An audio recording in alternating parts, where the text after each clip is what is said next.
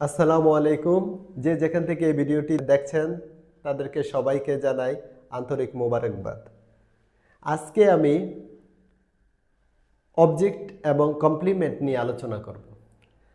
মানে অধিকাংশরা আমরা ভাবি যে ভার্বের পরে যা থাকে সেটাই অবজেক্ট। আসলে কথাটা পুরোপুরি সত্য নয়। চলো আজকের এই ক্লাসটা যদি দেখো তাহলে জীবনে আর কখনোই অবজেক্ট আর কমপ্লিমেন্ট এটা তোমাদের আর ভুল হবে না। এটা একেবারে 100% গ্যারান্টি দিলাম। তিনটি উদাহরণ দিব, তিনটি উদাহরণের মাধ্যমে আজকের ক্লাসটা শেষ করে দিব। একটু মনোযোগ দিয়ে সবাই দেখো। নাম্বার 1 আমি লিখলাম আই ইট রাইস। এটা সহজ উদাহরণ দিলাম, আই ইট রাইস। এটা হচ্ছে সাবজেক্ট, এটা হচ্ছে ভার্ব, এটা হচ্ছে অবজেক্ট। হ্যাঁ, অবজেক্ট। আরেকটি উদাহরণ দেই,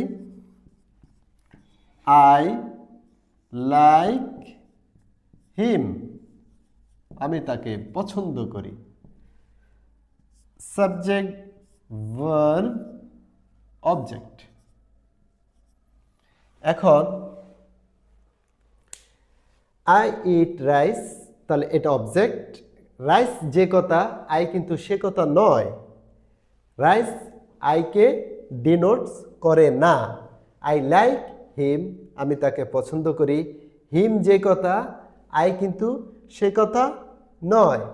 আরেকটি উদাহরণ দিই, দেখো নাম্বার 3, যেমন আই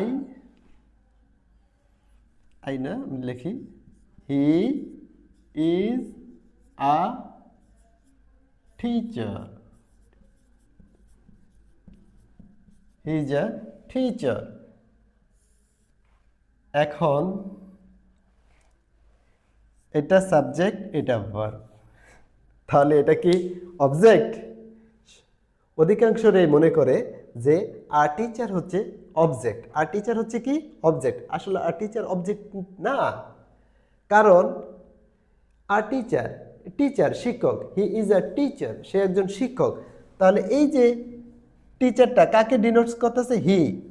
হি যে কথা, টিচার কিন্তু একই কথা। হি যে কথা, টিচার কিন্তু একই কথা। তাহলে এই রকম যদি সাবজেক্ট যে কথা হয় আর ভার্বের পরের অংশ যেটা থাকে সেটা যদি এটাকে হিকে অর্থাৎ সাবজেক্টকে ডিনোটস করে তাহলেই সেটা হচ্ছে কমপ্লিমেন্ট। একেবারেই সহজ। তাহলে এটা হচ্ছে কমপ্লিমেন্ট। কমপ্লিমেন্ট, এটা হচ্ছে কমপ্লিমেন্ট। তাহলে এখন আসো যে অবজেক্ট স্যার রাইস, এটা তো একটা বস্তু। হিম, এটা তো একটা ব্যক্তি। তাহলে এখানে এইরকম কেন? হ্যাঁ, অবশ্যই এটার একটা পার্থক্য আছে। অবজেক্টের ক্লাসিফিকেশন আছে। অবজেক্ট হচ্ছে দুই ধরনের। অবজেক্ট হচ্ছে দুই ধরনের, সাধারণত আমরা দুই ধরনেরই জানি। আরো কিছু, আচ্ছা, তাহলে এই যে রাইস, এটাকে বলা হয় direct object. Direct, RECT, direct object. Direct object. তাহলে হিম, এই হিম হচ্ছে ইনডিরেক্ট অবজেক্ট। Indirect object. এখন ডিরেক্ট মানে হচ্ছে বস্তুবাচক। বস্তুবাচক, বস্তুবাচক অবজেক্ট। আর এটা হচ্ছে ব্যক্তিবাচক অবজেক্ট।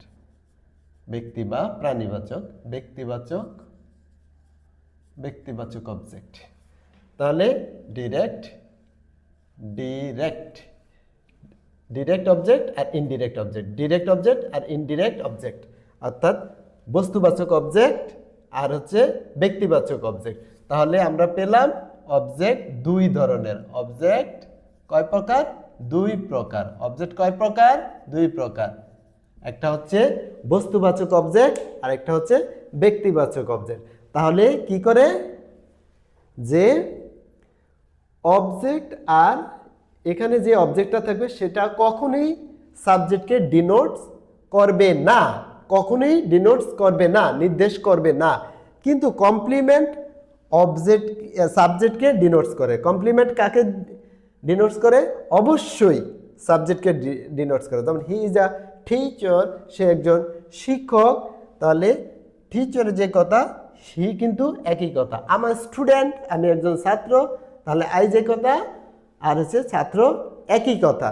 তাহলে কমপ্লিমেন্ট সম্পর্কে এবং অবজেক্ট সম্পর্কে আমাদের পুরো ধারণাটা আজকে ক্লিয়ার হয়ে গেছে। আশা করি তোমরা আর জীবনেও তোমরা এই অবজেক্ট আর হচ্ছে তোমার কমপ্লিমেন্ট কখনোই তোমরা গোলমাল করে ফেলবে না।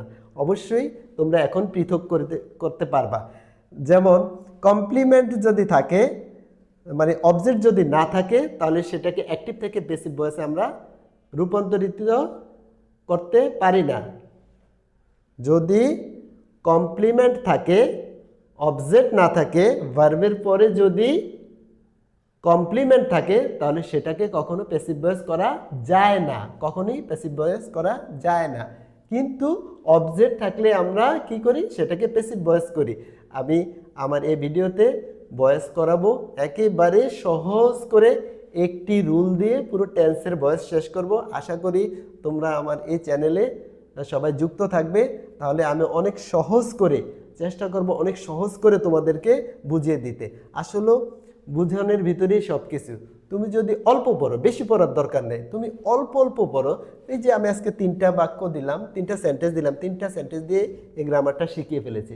তো তুমি অল্প পড়ো, অল্প অল্প করে পড়লে, অবশ্যই বুঝে বুঝে পড়লে সেটা কিন্তু অনেক কিছু। তুমি নিজে একটা বাক্য যদি বানিয়ে লিখতে পারো, এটা অনেক কিছু। নিজে একটা বাক্য বানিয়ে লিখছি, হ্যাঁ, তাহলে তুমি কিছু পারো দেখে তুমি নিজে একটা বাক্য বানিয়ে লিখতে পেরেছো। এটার ভিতরে কিন্তু অনেক কিছু লুকায়িত আছে। তাহলে চেষ্টা করবা যে আমরা অল্প অল্প করে শিখবো, বেশি বেশি করে আমাদের শেখার দরকার নেই, বেশি করে শিখলে ভুলে যাব। ঠিক আছে? তাহলে এইভাবে যদি তোমরা এই অবজেক্ট এবং কমপ্লিমেন্ট আইডেন্টিফাই করতে পারো, তাহলে আর তোমাদের সমস্যা হবে না। আশা করি এই ক্লাসটা সবাই বুঝতে পেরেছো, এবং যদি ক্লাসটি ভালো লেগে থাকে তাহলে অবশ্যই সাবস্ক্রাইব করবে এবং শেয়ার করে দিবে, যাতে অন্যরাও শিখতে পারে। হ্যাঁ, তবে সবাই ভালো থাকো, সুস্থ থাকো। আল্লাহ হাফেজ।